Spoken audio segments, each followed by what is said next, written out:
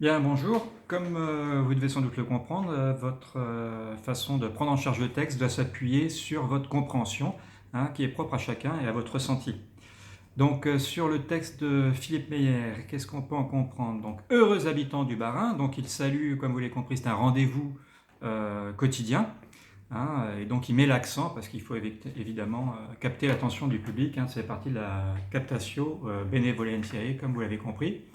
Donc, heureux habitants du Bas-Rhin, il monte la voix, et des autres départements français, vous comprenez bien que c'est un artifice, hein, puisque en fait, il salue les habitants d'un département en particulier et les autres, donc ça revient au même. Donc, ce faisant, il crée une espèce de rythme qui est binaire, hein. Dès le départ, vous allez voir qu'on va le rencontrer, le voir encore pour une bonne partie du texte. Chacune de nos contrées, donc là on articule, hein, pour bien dire le texte, possède, alors moi je choisis de faire effectivement ça entre deux pauses, ses charmes et ses avantages. Donc pour continuer à créer ce mouvement, voilà, de montée-descente en chapeau de gendarme, et évidemment c'est la même structure binaire, c'est-à-dire ses charmes et ses avantages, ben, c'est évidemment la même chose. Donc c'est encore un artifice ici de structuration du texte. Donc bien comprendre, voilà, l'accent sur heureux pour créer le rendez-vous et la captatio benevolentiae. Les unes jouissent d'un climat adouci par la proximité de la mer, donc là il faut moduler en faisant ressortir les assonances et les itérations, et les allitérations, pardon, pour bien justement imiter un petit peu ce bruit, cet écho de la mer, hein, caressant, hein, le sac et le ressac de l'eau. Donc les unes, donc on reprend en fait la structure binaire, hop, la voix qui monte, hein, on met l'accent, la modulation, les autres, donc on reprend, les unes, les autres, hein, structure binaire, abritent des forêts touffues. Donc là, pareil, au niveau de la diction, on doit appuyer puisqu'on va faire ressortir ici plutôt les allitérations qui vous feront faire ressentir ces caractères étouffants. Donc vous comprenez bien qu'en même temps, en dehors de ce caractère binaire du début de texte, on a une gradation, hein, jouissent d'un climat adouci, là où ça flotte un petit peu, puis après les martèlements abritent des forêts touffues, donc on sent déjà comme un enfermement, une menace, hein. Ici, donc on reprend, accent, on monte, l'herbe des pâturages verdrois, là, les terrils poudroient, donc on monte, on descend, et la menace s'accentue parce que l'opposition entre l'herbe des pâturages verdrois, donc les pâturages, l'herbe, etc. Là, les terrils, donc on fait référence directement au contexte minier, donc un contexte un peu sinistré du nord de la France. Hein, les terrils, je vous ai mis l'explication en bas de texte. Donc c'est ce qui reste des déblais quand on creuse une mine, hein, évidemment. Alors, du point de vue de la gradation, alors vous l'avez peut-être pas vu, mais ces verbes poudroyer, verdoyer, évidemment, ça fait référence à... Il y a une référence culturelle ici, que tout le monde n'a pas forcément noté, sauf si vous avez été très assidu quand on vous a lu des contes, et donc à quel texte est-il fait allusion? Je vous laisse 2 secondes. Donc il s'agit évidemment de Anne Masseran, Les voituriers à venir, hein, donc les femmes de Barbe Bleue, hein, le conte de Barbe Bleue. Donc rapidement l'histoire, Barbe Bleue c'est le seigneur, hein, donc il a son fief, et quand il a besoin d'une femme, d'épouser une nouvelle femme, eh ben, il va se servir dans l'espace qu'il contrôle. Et donc, il en arrive à la 6e ou 7e femme, je ne sais pas, on ne sait pas trop ce que sont devenus les autres, peu importe. Mais voilà, à chaque fois qu'il a une femme, elle finit par disparaître. Bon. Et la dernière donc, qu'il épouse, à chaque fois qu'il part en croisade ou guerroyer, donc il lui donne des consignes pour tenir le château, il lui remet les clés, hein, elle devient la maîtresse du domaine, et avec une interdiction, hein, qui est ici de ne pas entrer dans une certaine salle, une certaine pièce du château. Évidemment, comme dans tous les contes, il y a transgression et punition, puisque les contes, à l'origine, hein, c'est pas Walt Disney, hein, sont là pour édifier. Édifier, c'est-à-dire apprendre les interdits, à se construire dans la société, et qu'il y a des règles. Et donc, cette jeune femme va encore une fois transgresser la règle et va, une fois que Barbe-Bleue est partie guerroyer, ouvrir la salle interdite. Et là, qu'est-ce qu'elle va découvrir? Les femmes précédentes pendues par les pieds, égorgées. La salle est bien sûr pleine de sang, c'est très gore. Ça me rappelle une exposition qui avait été faite par un ami, il avait appelé ça les Barbies bleues, et donc tout était visible dans des petites constructions, on mettait l'œil, puis on voyait observer chaque scène du conte, et donc là c'était assez atroce, scène très gore, donc ça fait référence directement à ce conte, hein. Donc qu'est-ce qui se passe? Barbe Bleue finit par revenir, voilà, et elle, elle est là avec sa sœur, hein, la femme de Barbe Bleue, elle l'envoie surveiller un petit peu les alentours, voir s'il revient de guerre, et à quel moment, évidemment, elle va sentir sa fin arriver. Et donc elle crie à sa sœur qui est en haut sur la tour de guet, Anne, ma sœur Anne, ne vois-tu rien venir? Et la sœur doit lui répondre, je ne vois que l'herbe des pâturages qui verdoie et les terrils qui poudroient. D'accord? Donc c'est une référence très directe, donc vous sentez cette menace et cette inquiétude, voilà.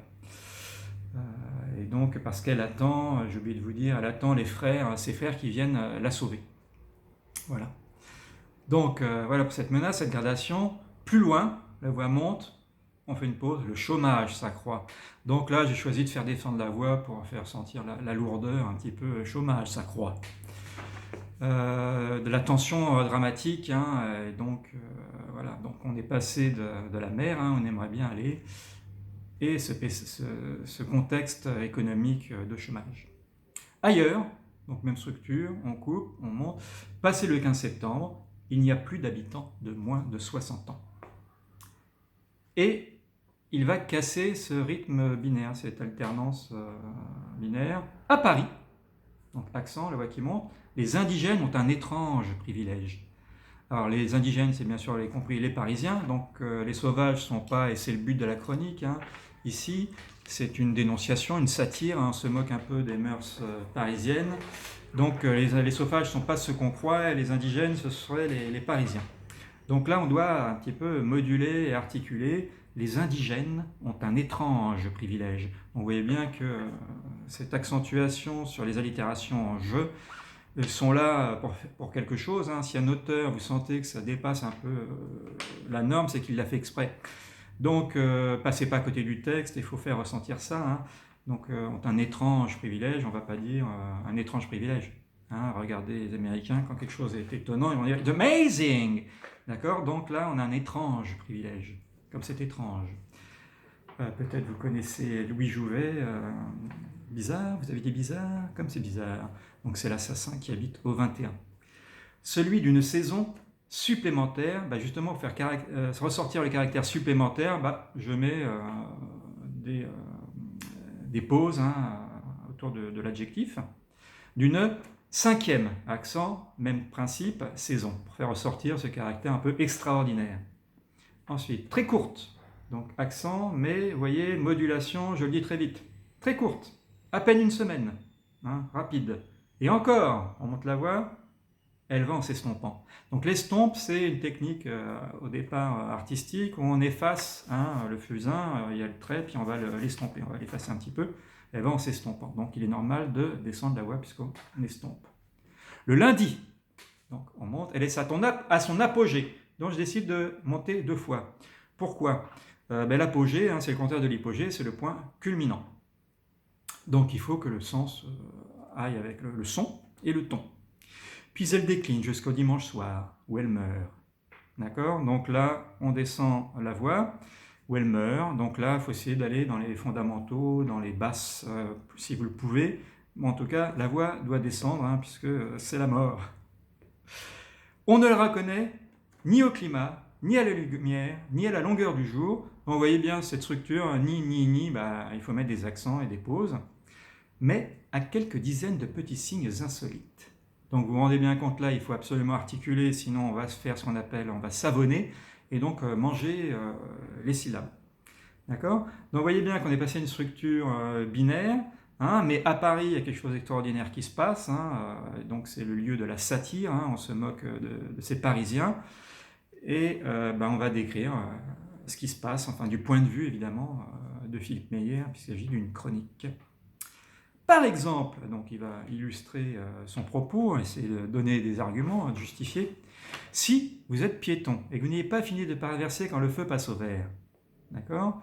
Donc il faut accentuer sur le si, articuler, et là vous voyez que même les phrases précédentes, quelques dizaines de petits signes insolites, quand on articule, il faut absolument du souffle. Donc il faut avoir travaillé votre souffle pour arriver évidemment à faire ça.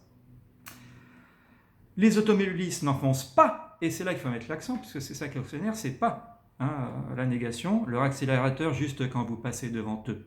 Les liaisons vous permettent en même temps de rythmer et d'appuyer le souffle. D'accord? Si vous arrivez en courant à la station d'autobus, on pose le si, l'accent, puisqu'on reprend la structure. Au moment où celui-ci va démarrer, le chauffeur arrête et vous attend. D'accord? Donc j'ai souligné en montant, en descendant ce mouvement pour faire ressortir voilà, le caractère un petit peu de cette 5e saison. Si vous marchez au bord d'un trottoir et qu'il a plu, les voitures évitent de ruiner vos chaussures en roulant à toute vitesse dans le caniveau. Toute vitesse. D'accord? Donc je vais vite. Ruiner. D'accord? Et vous défonce vos pompes, quoi. D'accord? Et donc là, extraordinaire.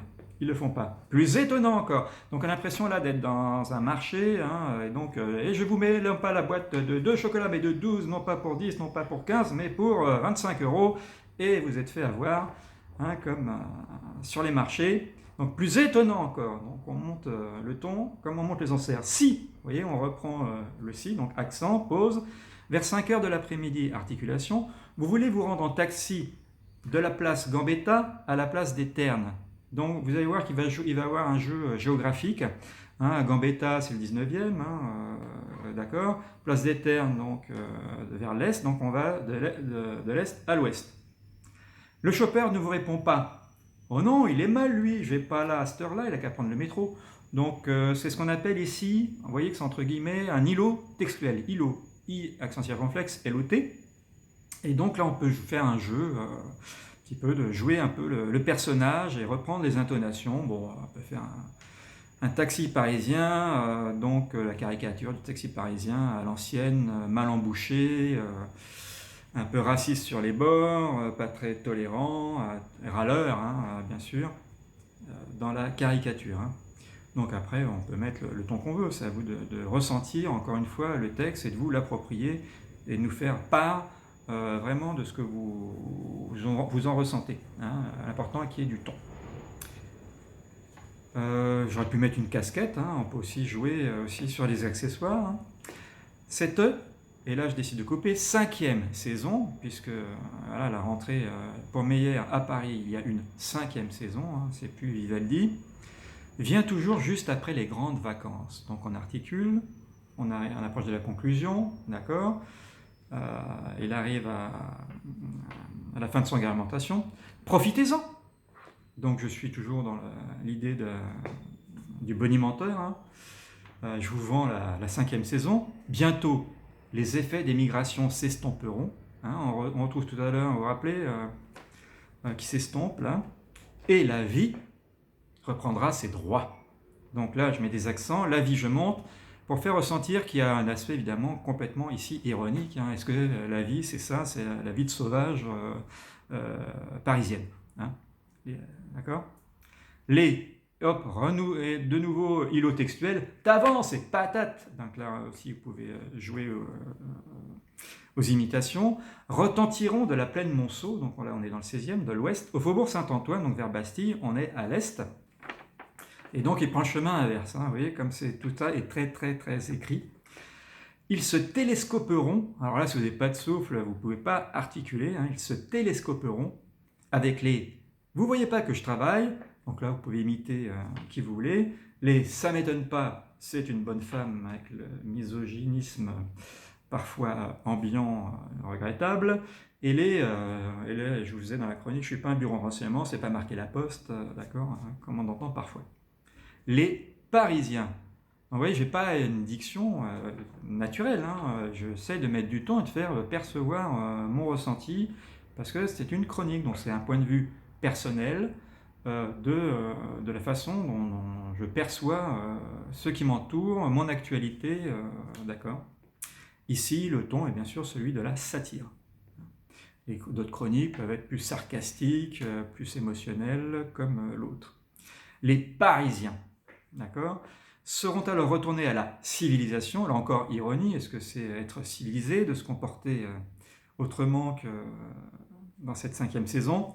Mot qui vient du latin civitas, qui signifie la ville. Et là, il nous emballe son texte, voilà, est-ce que c'est être civil, hein, la ville, civitas, hein, civil, les civilités, être citoyen, la cité, l'art de vivre dans la cité, et donc le respect de l'autre. Hein, et donc les sauvages ne sont pas forcément ceux qu'on croit. Et il termine sur cette petite formule pour terminer son texte, je vous souhaite le bonjour. Hein, et donc après on retrouvera le lendemain, heureux habitants, un autre département, etc. etc.